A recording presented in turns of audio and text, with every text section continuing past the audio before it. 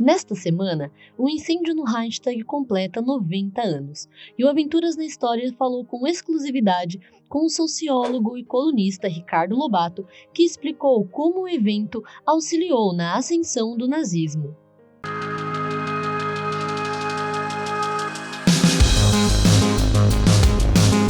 Lá no Reichstag, que aconteceu em 27 de fevereiro, né? E antes disso, o Hitler já havia sido nomeado chanceler no dia 30 do mês anterior. Mas ainda ele não tinha o poder que ele queria. Como o episódio influenciou na ascensão hitlerista na época?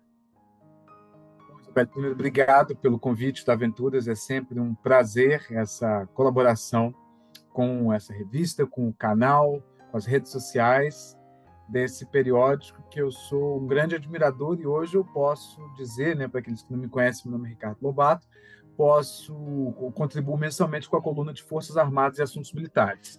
Então, falar da ascensão do nazismo, né, assim, a gente pensa muito na parte da Segunda Guerra Mundial, mas a gente tem que ver o que veio antes, que é justamente a pergunta que você traz para a gente aqui agora.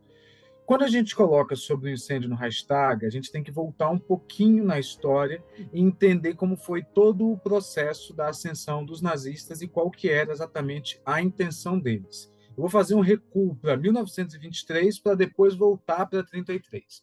Em 1923, o Hitler tem um chamado Putsch da cervejaria. Putsch em alemão, ele traduzindo para o português, é literalmente golpe, que quando ele tenta tomar o poder à força no Bierhaus, a cervejaria onde era uma das sedes do Partido Nazista, em Munique, não em Berlim.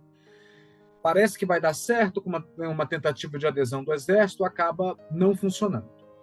Para não me alongar muito nesse episódio, qual que é a conclusão que a gente precisa tirar dele, que foi a conclusão que o próprio Hitler tirou na época? Ao contrário de outros estados, europeus principalmente, a Alemanha era um país extremamente organizado, com um povo disciplinado, que não aceitaria um governo totalitário, lembrando que nós estamos falando do contexto da República de Weimar, pós-Primeira Guerra Mundial, antes da ascensão nazista, ou seja, o primeiro intento de se ter um regime social-democrata num país que tinha se reunificado depois de 1000 anos separado há menos de 50 anos. Então, o Hitler ele percebe que o povo alemão não aceitaria um governo imposto à força, como foi, por exemplo, o caso da Rússia, onde você tinha tido a Revolução de Outubro de 17, como eram outras tentativas de se fazer algo na Europa, como havia sido o golpe da cervejaria, ele vem em 23, inspirado pela marcha dos camisas negras dos fascistas sobre Roma, que foi literalmente Mussolini e seus seguidores marcham sobre Roma, aquela legião de homens de camisa negra, e eles impõem ao rei Vitório Emanuel que aceitasse Mussolini como primeiro-ministro, depois se tornando duque. Hitler ele vê que isso não funciona na Alemanha. Ele é preso, julgado, ele faz do julgamento um grande um grande palco para o partido nazista, mas ele percebe: nós precisamos mudar a tática. Vamos para uma tentativa de tomada do poder pelas vias democráticas. E aí que é o grande perigo, que nós podemos fazer uma comparação com os tempos modernos, quando ideologias extremadas, independente do espectro político, chegam ao poder, mas essa é principalmente uma tática da extrema-direita, pela urna. Então ele percebe isso. O incêndio do Reichstag, quando ele vem, é um presente, se a gente pode colocar entre aspas, para os nazistas. Por quê? Porque agora eles têm uma desculpa perfeita para tudo o que eles queriam fazer. Primeira fase, chegar ao poder por vias democráticas. Concretizaram na virada de 32 para 33, exatamente com Hitler chegando ao poder como chanceler em 30 de janeiro de 33. Esse ano fizeram 80 anos disso. Na sequência, ele vem para a segunda fase, que é a tomada assalto do poder, acabando com a democracia na Alemanha. Nossa, eu confesso que alguns detalhes não sabia também. É um contexto histórico realmente muito pesado, né? E é aí que a gente vê como Hitler, apesar de ser o homem que foi, ele era muito inteligente, né? Ele era. Teve uma tentativa, principalmente na Segunda Guerra Mundial, obviamente, de torná-lo uma figura caricata, e no pós-Segunda Guerra Mundial, no processo de desnazificação da Alemanha, de taxá-lo como um tosco, ignorante, muito uma crítica que era feita pelos próprios opositores antes deles chegarem ao poder. Mas separando os dois lados. Louco, megalomaníaco, alguns... tem um relatório, que se tornou até livro depois, que um dos discípulos do Freud faz, a convite da inteligência americana na Segunda Guerra Mundial, um perfil psicológico dele. Nesse perfil, ele coloca esses traços de megalomania com um pouco de esquizofrenia, e ele fala traços de bipolaridade também, mas ele coloca nesse relatório que, não, apesar disso tudo, não se pode negligenciar a inteligência dele. E o mais perigoso, a inteligência desprovida de valores. Ou seja, era um homem inteligente, disposto a fazer tudo para alcançar seus objetivos.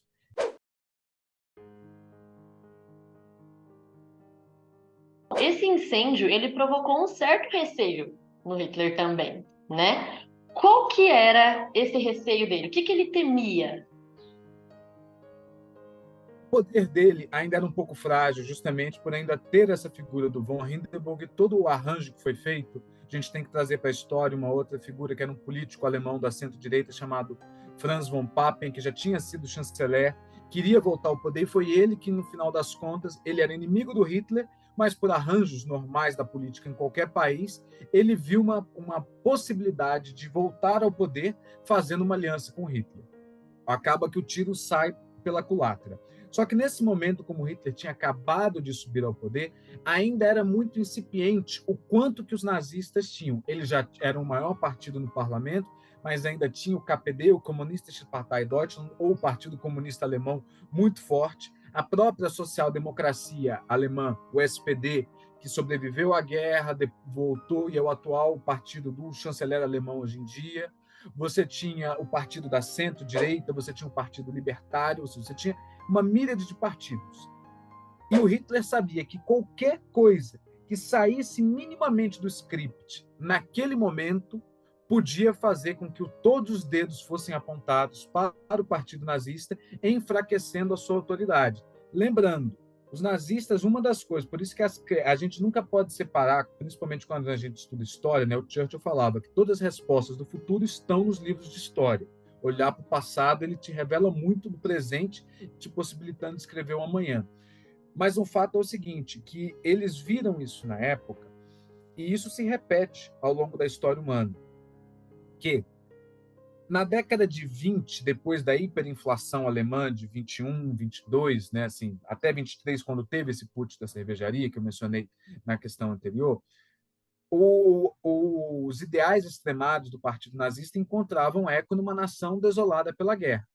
Só que à medida que a economia alemã foi se estabilizando na década de 20, a situação para eles ficou ruim, porque se você vocifera, você coloca a culpa no Tratado de Versalhes, nas potências ocidentais, nos comunistas, nos judeus, em quem fosse que era o que os nazistas colocavam. Se a situação está estabilizada, a coisa não funciona. Essa retórica do ataque não funciona. O presente que a gente pode ter, né, por isso que muitos historiadores, inclusive o Ian Kershaw, que é um grande biógrafo do Hitler, ele fala que o Hitler ele contou com alguns momentos que foram da história humana que não tinham nada a ver com ele, mas que soaram como presentes. Um deles foi a crise de 29, quando a economia alemã, que estava melhorando, mas muito atrelada à economia inglesa e norte-americana, ela sofre um baque e propõe de novo que as ideias deles novamente encontram eco, levando as eleições de 30, 31 e 32. Né? A Alemanha sofreu uma série de eleições que vão levar o Hitler ao poder em 1932 e 33. Só que, novamente, ainda era muito incipiente, ou seja, ele nunca desistiu do uso da força, ele continuava tendo o seu objetivo máximo de instaurar uma ditadura na Alemanha, porque ele não acreditava, ele falava que as democracias ocidentais, Estados Unidos menos, mas leia-se principalmente França e Inglaterra, eram débeis e o comunismo não era uma alternativa, era a instância última a ser combatida. A invasão da União Soviética, anos depois, vai contar melhor sobre isso.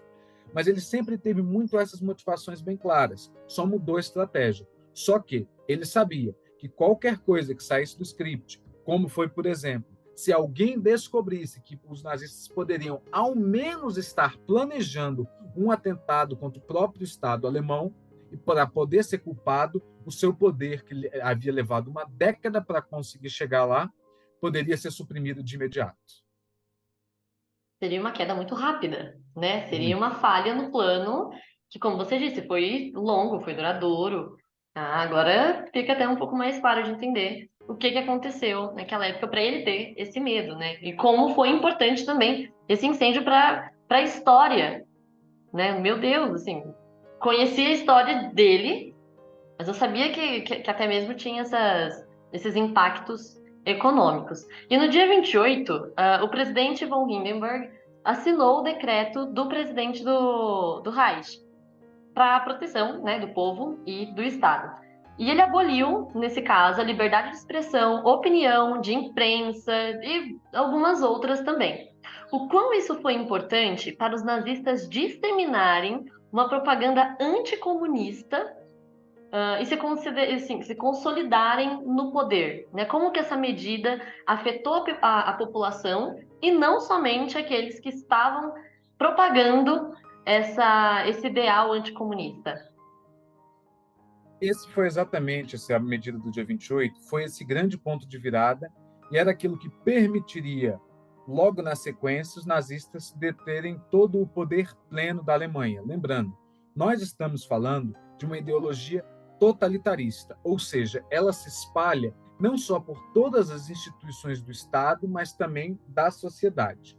Esse decreto do von Hindenburg, né, a gente tem que trabalhar com duas linhas aqui assim. O von Hindenburg, a figura presidencial na Alemanha nesse tempo, ela era muito parecida com a de um rei, só que a de um monarca, que apesar dele ser o presidente, a de um monarca que ele detém um certo, o que a gente chamaria no Brasil mais próximo do que nós já vimos, era um poder moderador que o monarca teria. Então, ao fazer isso, ele podia tirar as liberdades individuais e colocar a concentração do poder na mão do chanceler, que no caso era o Hitler, que literalmente iria governar por decreto.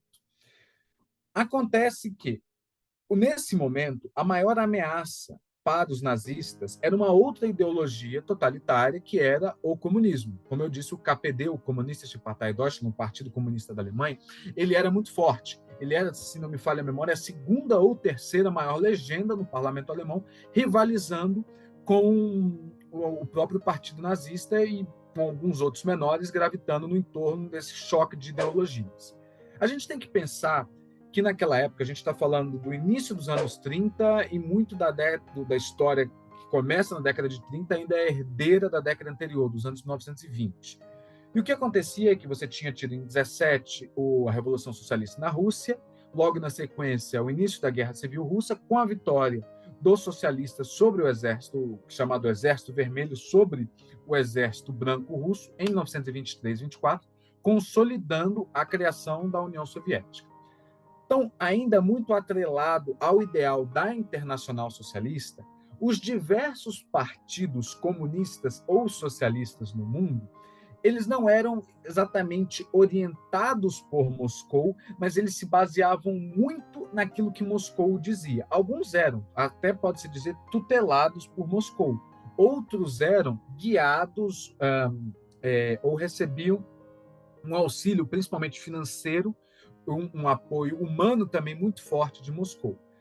No grande plano, imaginava-se, os serviços de inteligência ocidentais imaginavam que a próxima revolução, depois da Rússia, ela poderia se dar em dois países, ou na Alemanha ou no Reino Unido. Não é à toa que, ao longo de toda a década de 20, o Estado britânico ele vai ser montado para suprimir diversos movimentos. O Partido Comunista inglês vai ser muito fortemente reprimido, vão ter algumas ligações um tanto escusas do Reino Unido, enviando armamento e munição por debaixo dos panos, ainda na época da Guerra Civil, para as tropas que lutavam pelo restabelecimento do governo do czar. E o outro lado era a Alemanha, que vivia, como eu mencionei, essa social-democracia. Não, hoje em dia se diz, foi um governo falido. Não foi exatamente falido na época. Ele foi difícil por conta de todo o contexto de imersão pós-Primeira Guerra Mundial que um país no centro da Europa vivia.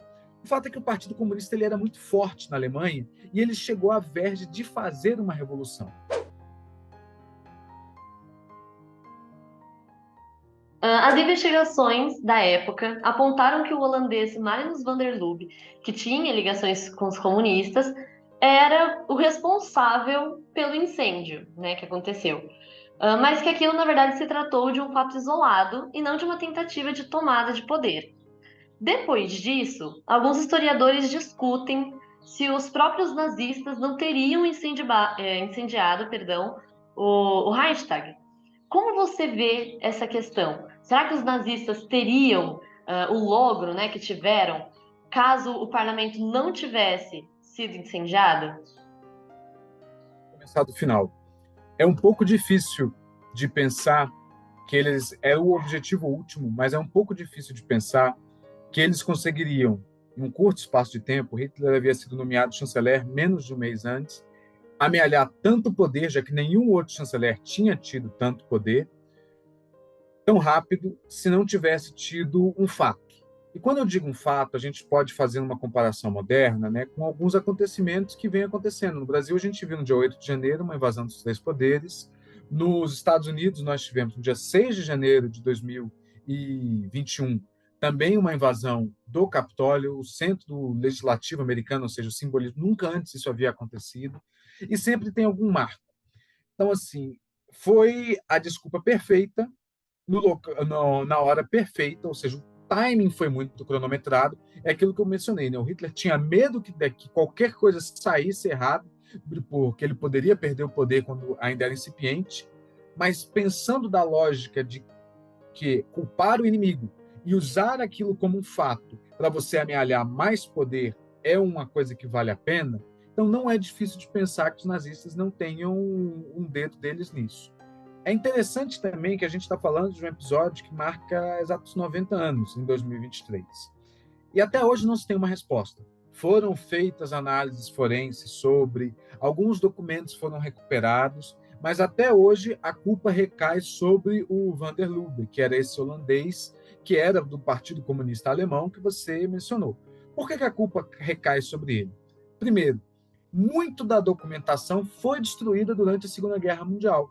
Ou seja, coisas da guerra e do pré-guerra foram destruídas, seja nos bombardeios contra a Alemanha feitos pelos próprios aliados que devastaram as cidades alemãs, e muito do patrimônio material foi perdido, seja porque os próprios nazistas destruíram isso para não deixar evidências durante a guerra ou principalmente depois da guerra. Quando os soviéticos estavam chegando em Berlim, foi emitida uma ordem para você destruir toda a documentação. Muito conseguiu ser recuperado, porque os alemães eles faziam no mínimo 5 cópias de cada documento. Outra coisa que recai sobre o Van der Lubbe é que ele era um piromaníaco conhecido.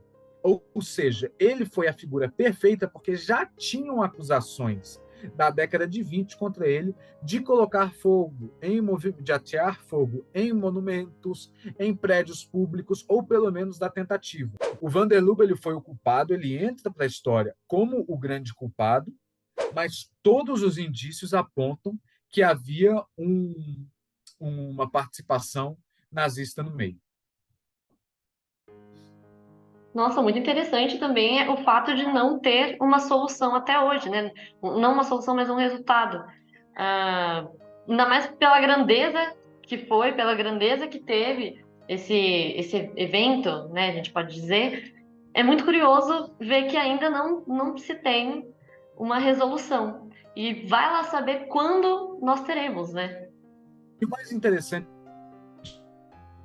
quando a gente pensa, né, no Reichstag, né, que hoje é o Bundestag, né, continua sendo o parlamento alemão, mas é que ele vai ser restaurado logo após, isso depois que a perícia fez, as provas coletaram que todas apontaram para Van der Lubbe, o parlamento alemão começa a funcionar numa casa, que é num casarão antigo que funcionava do outro lado da rua. O Reichstag ele fica pronto, né, ele, sob a supervisão do arquiteto do Reich, Robert Speer, e de outros arquitetos nazistas, com a grande águia nazista como símbolo maior do poder, né, assim, toda aquela pompa que ficou tão caracterizada do período, ele vai ser tomado pelos soviéticos, né, aquela famosa imagem da queda de Berlim, que marca... A Segunda Guerra ela termina dias depois, né, mas é considerado um marco do fim da Segunda Guerra Mundial, com o soldado soviético hasteando a bandeira vermelha com a foice e o martelo amarelos no Reichstag, porque era o centro do poder alemão. Mas durante todo o período nazista de 33 a 45, depois do incêndio, ele foi utilizado apenas 2 ou 3 vezes para discursos muito pontuais. Um deles é o discurso em que, em 9 de dezembro de 1941, quando unilateralmente a Alemanha declara guerra aos Estados Unidos. 7 de dezembro, os japoneses atacam Pearl Harbor. 8 de dezembro, Roosevelt faz o famoso discurso no Congresso americano do Dia da Infâmia, mas ele não declara guerra à Alemanha. Ele declara guerra somente ao Japão. No dia seguinte, a Alemanha compra a guerra, compra a briga também e declara guerra aos Estados Unidos no hashtag restaurado. E é uma das pouquíssimas ocasiões em que ele foi usado como sede do parlamento alemão, porque Hitler se torna de fato um ditador, mas ainda existia um parlamento onde era mais para grandes comícios e tudo. É triste ver o que aconteceu, mas também é bom nós vermos hoje, né, o que aconteceu para não repetirmos no futuro, como você disse no início da nossa conversa, né? E foi exatamente isso que poderia ter acontecido, por exemplo, em 8 de janeiro.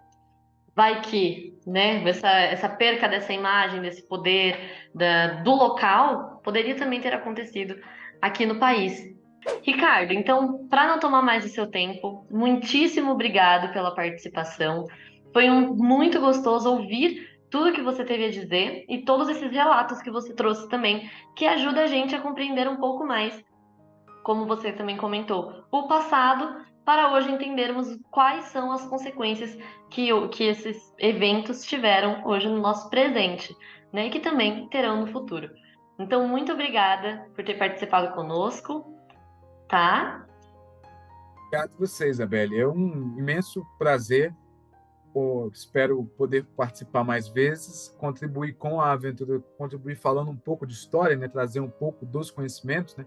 Eu sou apaixonado por história e sou sociólogo de formação, muito voltado para essa parte da história social. E tem uma frase de Gilberto Freire que eu gosto muito, que é: o conhecimento sem um fim social é a maior das futilidades. Então, poder passar um pouco daquilo que eu tanto estudei é um verdadeiro prazer, ainda mais num veículo como a Aventuras na História.